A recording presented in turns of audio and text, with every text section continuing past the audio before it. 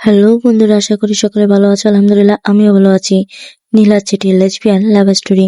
গত পর্বে যা ঘটেছিল তারপর।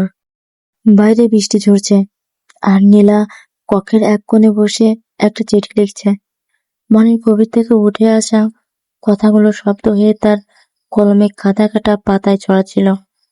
প্রিয় মায়া, আমি জানি আমাদের পথ সহজ নয়, তবে তোর কাছে আমার মন খুলে বলতে চাই, আমি সবসময় তোর পাশে থাকবো। ভয়, কষ্ট, সমাজের প্রতিবন্ধকতা সবকিছু আমরা একসাথে মোকাবিলা করব। আমাদের ভালোবাসা সত্যি, আর আমি বিশ্বাস করি একদিন সবাই এটা বুঝবে। যত কঠিন সময় আসুক, আমি ছেড়ে যাব না তোর জন্য, নীলা। চিঠিটা শেষ করে নীলা একটু শান্ত হলো, কিন্তু ভয়ে ওর হৃদয় এখনো কাঁপছিল। সে জানতো মায়ার প্রতিক্রিয়া ওর জন্য খুবই গুরুত্বপূর্ণ। কিছুক্ষণ পর মায়া ফোনে বলল, নীলা, চিঠিটা পড়েছি। তোর কথা পড়ে আমার মন শান্ত হলো। আমিও একই ভাবছি, আমরা একসঙ্গে থাকবো, এটা আমাদের জয়। সেদিন থেকে দুজনের বন্ধন আরো দৃঢ় হলো। তারা একে অপরের কাছে আস্তে আস্তে তাদের ভেতরের সমস্ত ভয়ের কথা শেয়ার করতে শুরু করলো।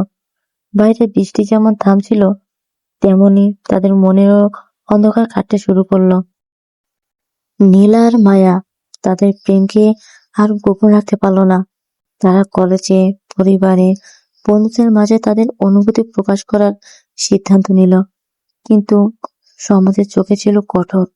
কলেজের কিছু সহপাঠী কটূক্তি করল, কেউ অবজ্ঞা ভাষায় কথা বলল।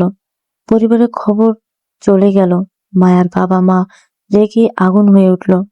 নীলা কাঁদছিল, কিন্তু মায়া তার পাশে দাঁড়িয়ে বলল, তুমি একা নও, আমি তোমার পাশে আছি।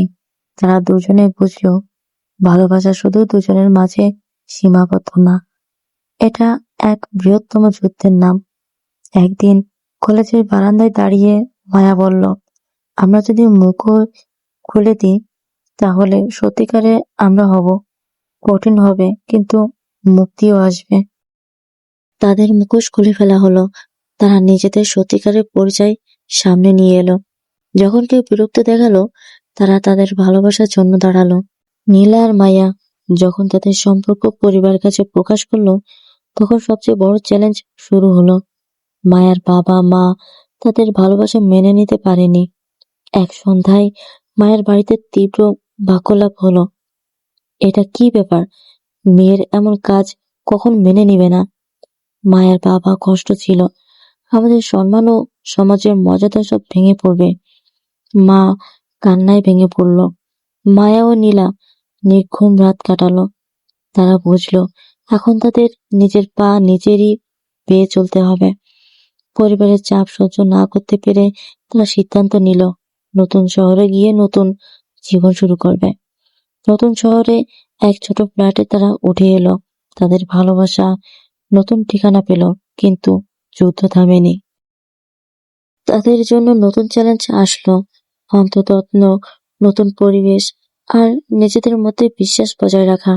তবু দুজনে একসঙ্গে থেকে ঠিক করলো, আমরা একসঙ্গে আছি, সেটাই সবচেয়ে বড় শক্তি। নতুন শহরের রাস্তায় নীলা আর মায়া হাঁটছিল, হাতে হাত ধরে। ছোট ফ্ল্যাটটি ছিল তারা নিজেদের নতুন আশ্রয়, যেখানে তারা নিজেদের ভালোবাসাকে গোপন রাখতে হতো না। প্রথম দিনগুলো ছিল কষ্টকর, কাজের সন্ধান, নতুন মানুষের সঙ্গে পরিচয় আর নিজের মধ্যে ভয় সামলানো। কিন্তু তারা জানতো একসাথে থাকলে সবকিছু সম্ভব। এক সন্ধ্যায় মায়া নীলাকে দেখে বলল, নীলা, আমরা এতকাল লুকিয়েছিলাম, এখন সময় এসেছে মুক্তি পেতে। আমি চাই আমরা একসাথে জীবনের নতুন পর্ব শুরু করি।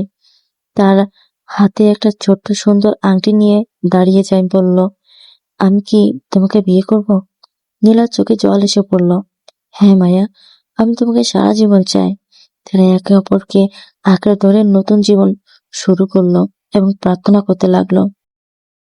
নতুন শহরে এসে নীলা আর মায়া অনেক নতুন মানুষের সঙ্গে পরিচয় হলো। তারা এমন কিছু বন্ধু পেল যারা তাদের ভালোবাসাকে স্বাগত জানালো। একদিন একটা ছোট্ট ক্যাফেতে বসে তারা নিজেদের গল্প শেয়ার করলো। নতুন বন্ধুরা তাদের সাহস দিল। তোমাদের ভালোবাসা সুন্দর এবং সত্যি। সমাজের চোখে বিচার যতই কঠিন হোক, তোমাদের লড়াই গুরুত্বপূর্ণ। নীলা আর মায়া বুঝলো তাদের ভালোবাসা শুধু তাদের মধ্যে সীমাবদ্ধ না, এটা অনেকের জন্য প্রেরণা। তারা নিয়মিত কমিউনিটি মিটিং এ যোগ দিতে শুরু করলো, যেখানে তারা লেসবিয়ান, সমকামী ও অন্যান্য মাইনরিটির অধিকারী নিয়ে কথা বলতো।